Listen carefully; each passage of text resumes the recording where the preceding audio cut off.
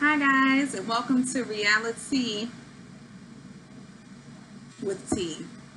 Today I'm going to talk about 90 Day Fiance the Other Way. So first I'm going to start with Deavan and Jihoon. So they had a pretty good episode. Remember last week there was the whole Drusilla issue with her mother and Deavan and Jihoon and the whole thing. But they ended up, coming together. He apologized, so they're going to give him another chance. So now it's the baby's 100th day birthday celebration. And basically, Jihoon explains that in South Korea, babies didn't used to live to 100 days because there were so many, different reasons, illnesses, what have you. So now it's a celebration. And usually everybody from the family comes over and they have, it's just a tradition.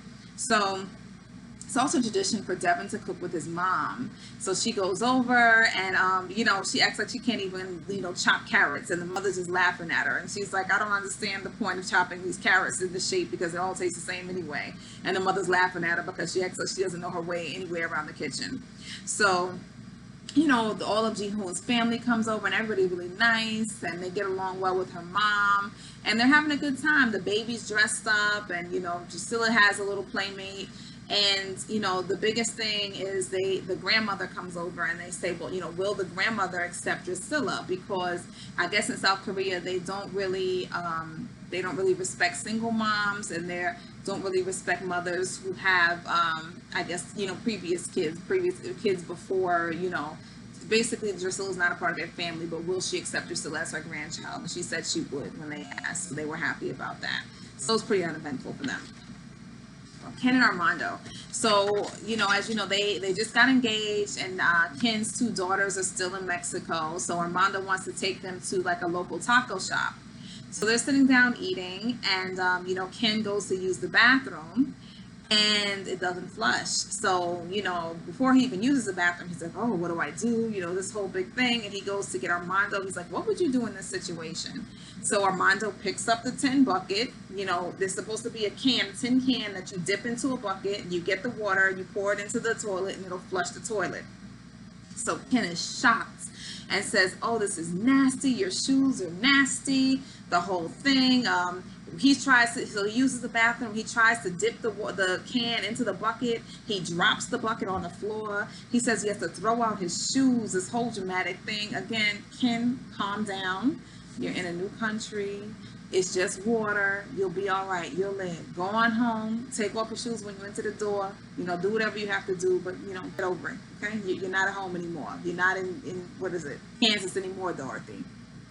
So they're sitting down talking, and I believe at some point they're just kind of laughing, and they kind of show a little bit of PDA, and somebody walks past and says adios F word to them, referring to them being in a homosexual relationship.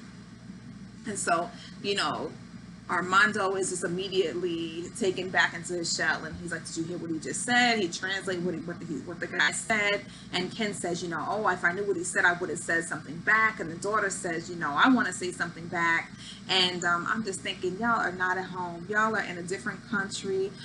You know how they feel about, homosexuals there. You know what's going on. So what do you mean you would have said something back? You're going to get your asses kicked in a different country, and nobody can help you because you're out there by yourself. So, they had the white privilege thing dripping all over this situation because guess what? You can't go to other people's country and tell them how to live. You just can't. Even though that's what we try to do as Americans, United States, we try to do that all the time. But I mean, it's not going to end up in a positive way for everybody, right? So, the daughter, she's just not used to this. She starts crying. It's not like this in California, which we know.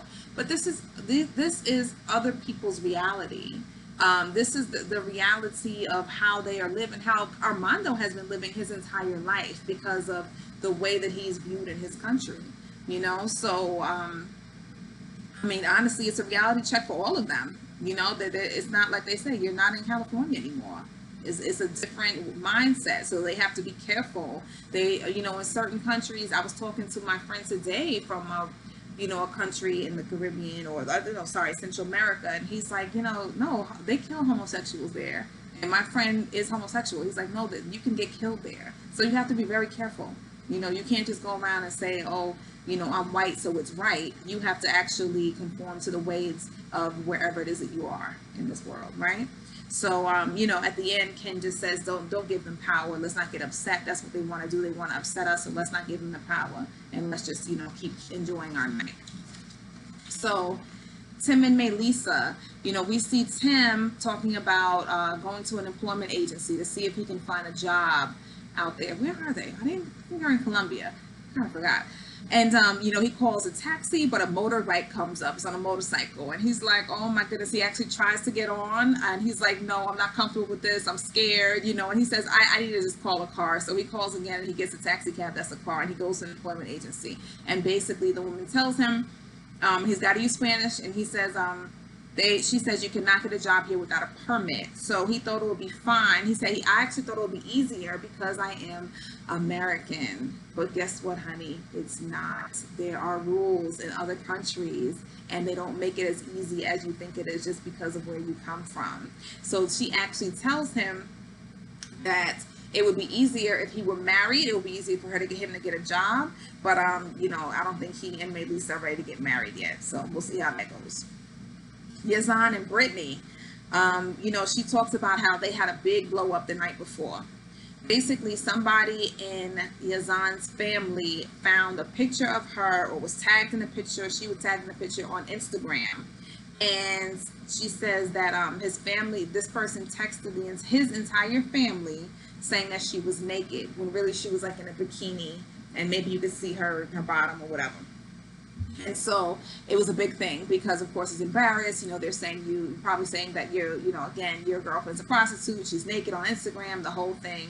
And, you know, he's like, this is not accepted by Islam. She said, well, do they gossip in Islam?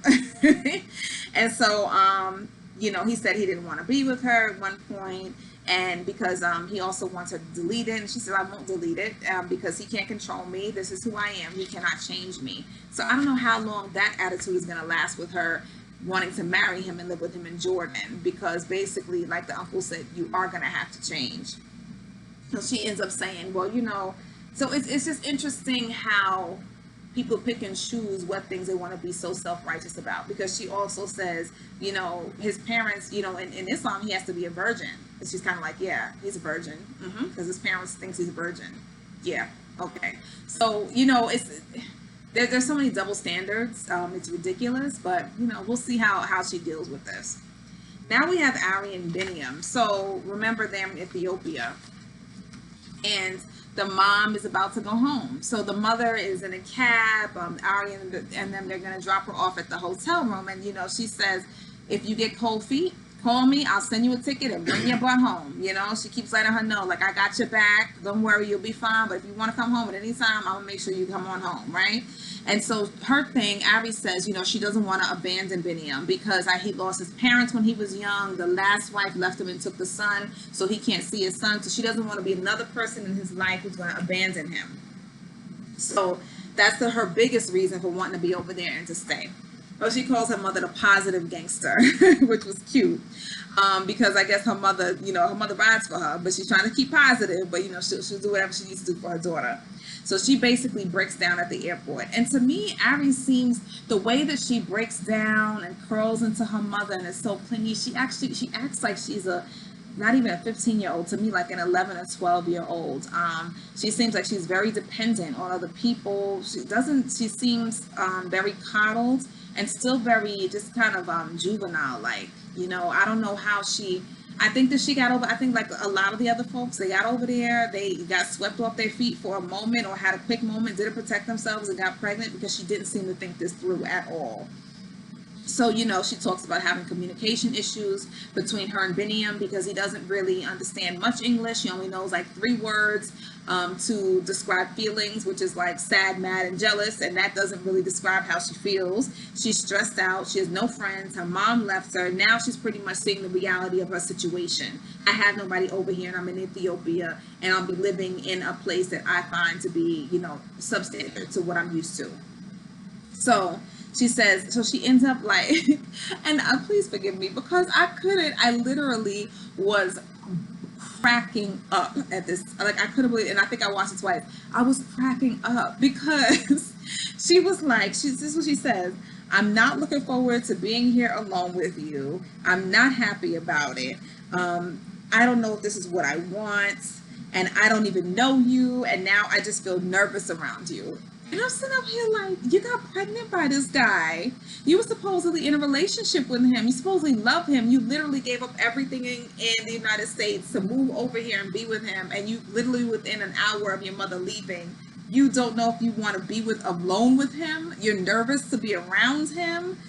You're not looking forward to it. You're not happy. Like, what? What kind of decision making? Like, what are people doing here? You know what I mean? And then, like, and if you feel that way, how you're gonna have a baby there? You're gonna be there by yourself. Like, I couldn't stop laughing because I'm just like, this sucks for him. This sucks for her. She's gonna leave. She's not gonna stay there. She's gonna come back with that baby, and it's gonna be a whole big devastating thing again. But they both made this ridiculous decision. She obviously has very immature decision making skills, and for you to, I guess she doesn't love him. I think she was probably in lust or whatever it was. I must have missed the part because people keep talking about she wished, I don't know, she fell in love with his dreads or something. He cut his dreads off. I guess she didn't like it, but I don't know. I just thought that was hilarious. Like, what do you mean? I don't know. I feel bad for her, but then I don't, because you did this thing to yourself. So there's nothing anybody can do to help you at this point, unless you get a ticket and come on back. But you know, we'll see where this goes. Leave comments for me, like, subscribe, and then we'll chat again for the next episode. Have a good one. Bye bye.